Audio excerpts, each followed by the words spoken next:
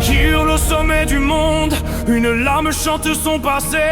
Un homme marqué par le destin, un guerrier que personne n'a pu briser. Yasuo marche seul contre tous, ses pas résonnent comme un serment. Chaque souffle du vent porte le poids de ses regrets, mais il avance toujours fièrement.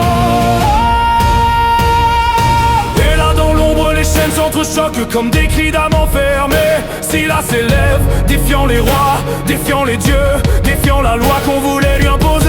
Un cœur brûlé par les trahisons, un regard qui refuse de plier. Il ne se bat pas pour survivre, il se bat pour tous ceux qu'on voulait écraser.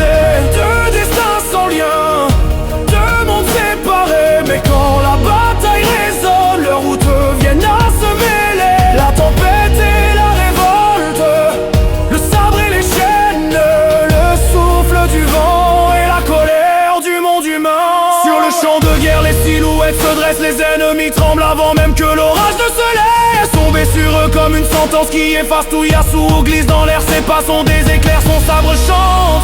T'es flou, Silas arrache les pouvoirs de ces faux dieux qu'il déteste. Il brise les trônes, il brise les murs, il brise tout ce qui oppresse. Il ne parle pas du passé, car le passé les a déjà assez blessés. Il ne demande rien au monde, car le monde ne leur a rien donné. Mais à deux, sur la même ligne d'horizon, il porte un message plus fort que n'importe quel canon.